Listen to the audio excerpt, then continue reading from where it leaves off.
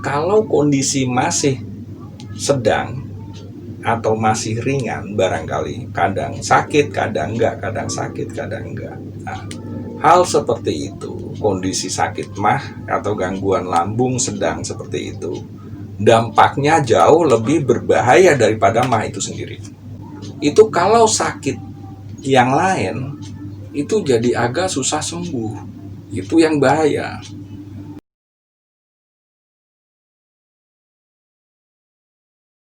Assalamualaikum warahmatullahi wabarakatuh.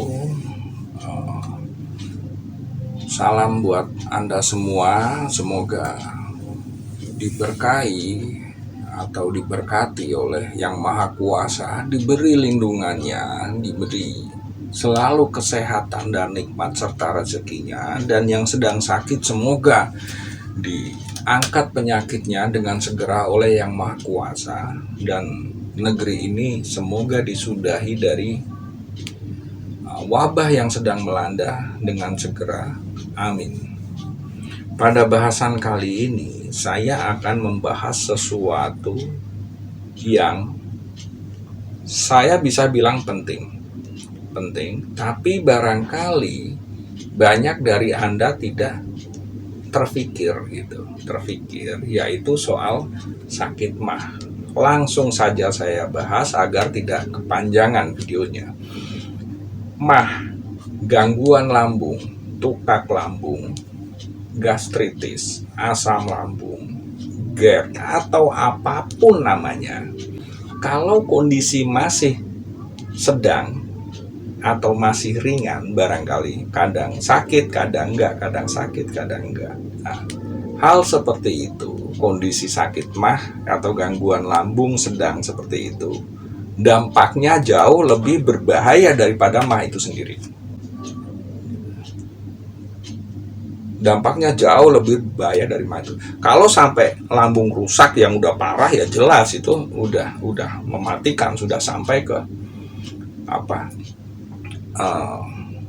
level yang akut, itu udah bahaya. Tapi meskipun Anda mahnya itu baru sedang-sedang aja, tapi nyata punya sakit mah, itu lebih berbahaya. Dampaknya itu karena apa? Karena hal seperti ini yang akan saya ulas ini, itu bahayanya. Jadi Anda yang sakit mah, yang level sedang-sedang aja tadi gitu. Nah, kita orang kan tidak mungkin sehat terus. Kita atau Anda nggak mungkin fit terus gitu. Ada kalanya sakit. Nah, orang yang punya sakit mah itu kalau sakit yang lain itu jadi agak susah sembuh. Itu yang bahaya. Misal sakit karena terserang bakteri atau virus misalnya, atau yang lainnya lah, sakit yang lainnya taruh gitu. Nah, datang ke juru sembuh, entah dokter, sinsai, atau tabib. Taruhlah ke dokter, misal, anggaplah misal ke dokter, datang ke dokter. Nah, kondisi Anda, keparahan penyakit, ketahanan tubuh, kondisi fisik yang dilihat beliau dokter, terus kondisi darah, ya kan, kondisi darah, tekanan, gula, asam urat, terus kolesterol dan lain-lain udah diketahui, semua diketahui udah. Nah, Anda tentunya dikasih resep yang sudah pas untuk penyakit Anda. Wah, ini pas nih, usia sekian, kondisi sekian, intinya pas lah dengan dengan penyakitnya udah pas. Nah, tapi Anda punya gangguan lambung, dok, saya punya sakit mah loh dok, gitu. Saya punya sakit lambung loh dok, saya asam lambung loh dok.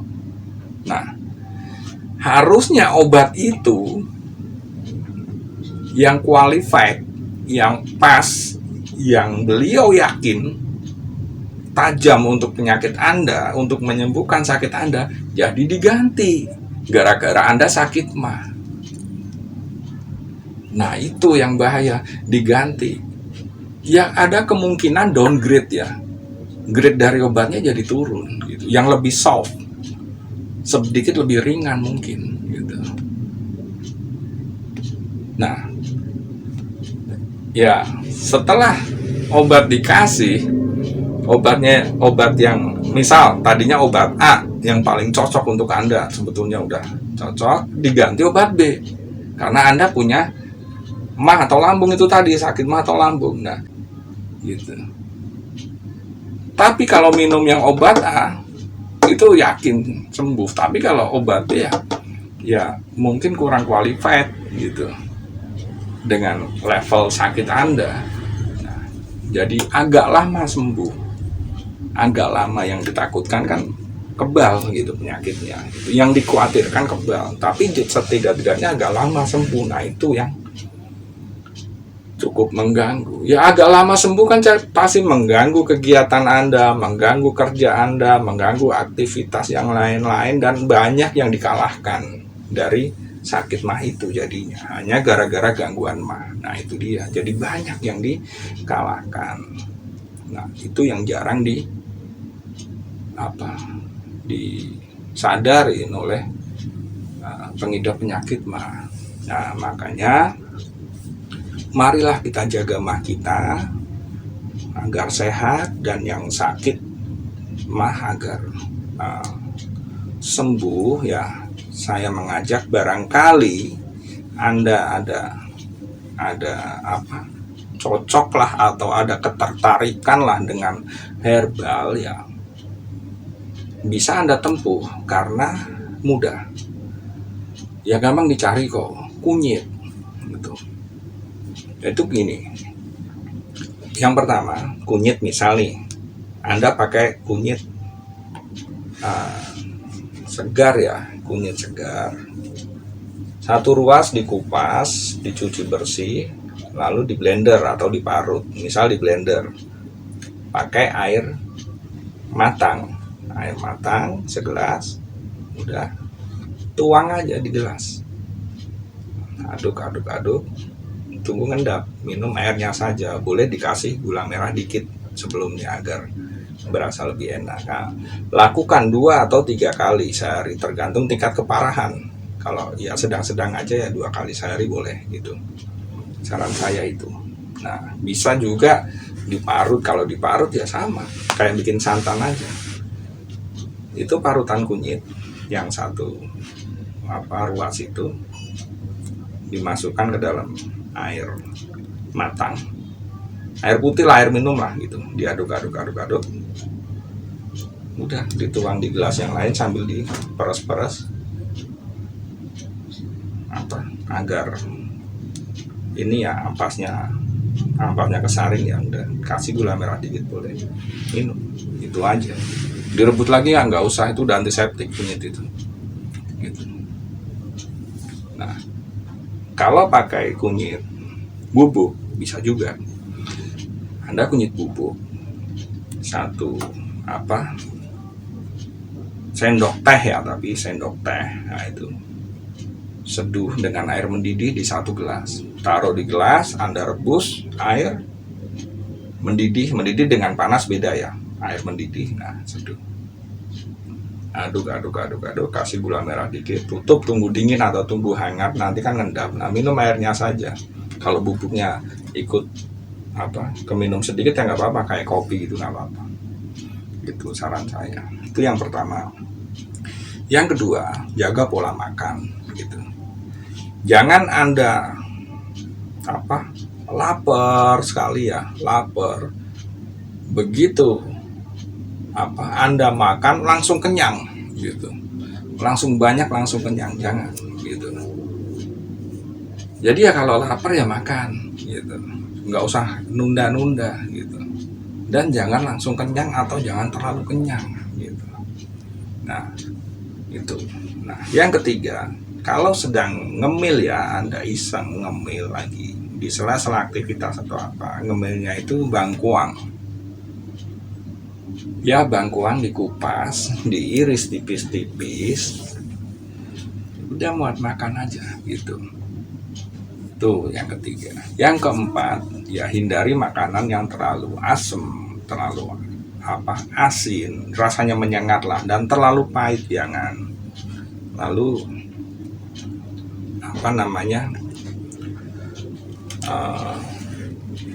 yang pedas, yang ya Anda tahulah apa sakit mah tuh pantangannya apa aja gitu.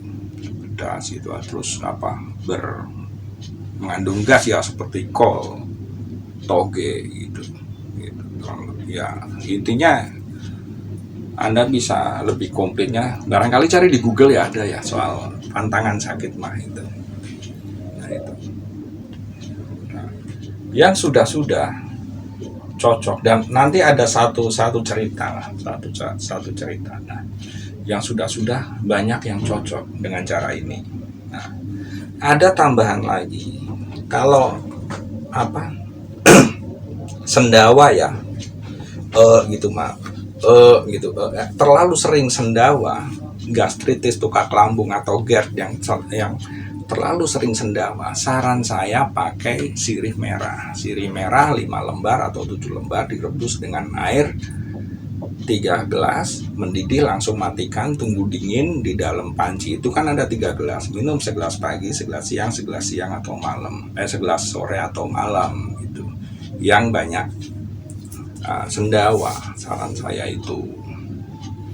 Nah, di sela-sela jam-jam minum sirih merah itu, nah bisa minum kunyit dikit-dikit. Kunyit seperti tadi yang ramuan kunyit itu, air kunyit itu. Segelas minum dikit. Nah itu bisa. Tapi intinya kalau yang banyak sendawa, yang dikedepanin sirih merahnya dulu. Nah, yang secondnya atau yang keduanya yaitu kunyitnya. Tapi kalau tidak sering sendawa, tapi sakit, nah itu yang dirasa itu ya pakai kunyit aja gitu. Saran saya seperti itu. Nah, kenapa ini harus disembuhkan ya? Bukan hanya seperti tadi ya, saya ulas soal obat second option yang diberikan saat kita berobat. Bukan hanya itu, kan juga mengganggu aktivitas. Apalagi kalau sampai gas lambung naik atau gastritis ya. Rongga perut dengan rongga dada jadi berasa dekat, ulu hati jadi sakit, nafas jadi tersengal atau nafas berat gitu. Nafas tuh sesak rasanya gitu. Atau GERD ya kan, yaitu cairan lambung yang naik ke tenggorokan. Nah, selaput tenggorokan bagian dalam kita itu kan tipis-tipis, rentan, nggak seperti kulit luar gini. Nah itu rentan iritasi, rentan terluka, karena itu GERD itu asam, rasanya kan berasa asam, agak pahit gitu. Nah itu bahaya kalau sampai terjadi berulang kali dan mengenai pita suara kita. Nah itu kan naik sampai laringitis, sampai terjadi laringitis atau kelaring, sampai terjadi radang di laring atau laringitis, terus pita suara itu jadi terganggu, ya aneh gitu. Ya jadi saran saya, marilah kita jaga lambung kita atau mah kita. Jangan sampai Anda aktivitas nih, orang kerja sampai lupa waktu, lupa makan. Wah, Anda dapat duit banyak ya, iya, duit banyak, tapi ada nikmat lain yang hilang dari Anda gitu. Anda sakit mah, bahkan kalau sakit yang lain susah disembuhkan gara-gara mahnya, ya repot. Itu Anda sama juga, orang kerja seperti itu sama juga,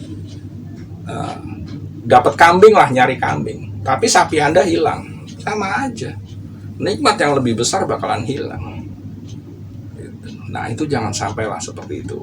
Nah, ada satu cerita kecuali emah ini dialami oleh istri saya dan anak saya sampai gap dia sampai itu, dan alhamdulillah udah sembuh. Ada satu cerita, ya banyak sebetulnya cerita, teman-teman juga banyak, saudara segala macam, tapi ya orang lain aja untuk sebagai bahan cerita, meskipun saya belum konfirmasi ke beliaunya, tapi sekilas saja. Seorang ibu dari Bogor lah, beliau orang ada lah, berobat itu sampai dia bilang itu bisa kali untuk buat beli mobil katanya. Masa, saya bilang iya. Nah, dan kalau berobat alternatif, ramuannya pahit. Berobat dokter sekalipun enak, nanti lama-lama udah nggak mempan, karena ujung-ujungnya ada pahitnya juga. Jadi emahnya kan nggak kuat rasa pahit. Nah itu katanya sih sampai Singapura kata anaknya berobatnya udah. Nah lalu udah putus asa. Nah beliau ini gini, daripada nggak minum obat apa-apaan, ya udah coba ikutin aja pakai kunyit gitu, dan dilalahnya sembuh alhamdulillah gitu, membaik yang berakhir sembuh gitu. Yaitu kunyit ditambah gula merah dikit gitu, agar tidak terlalu pahit, tidak terlalu, intinya ada rasa enaknya juga gitu. Nah saran saya itu, kalau Anda untuk saat ini merasa belum perlu tips ini, ya Anda bisa simpan lah sebagai pengetahuan Anda dan bisa dibagikan ke saudara, teman, kerabat, tetangga, atau siapapun yang mengalami hal seperti ini. Anda bisa berbagi gitu. Ya sedekah ilmu lah gitu, kan sedekah nggak hanya materi aja gitu. Iya, dan untuk yang mengalami problem seperti ini, semoga cocok, semoga sehat, kembali seperti semula, sehat walafiat, tidak kurang satu apa, seperti sebelum Anda mengalaminya, yaitu normal. Amin. Dan terakhir ya, assalamualaikum warahmatullahi wabarakatuh.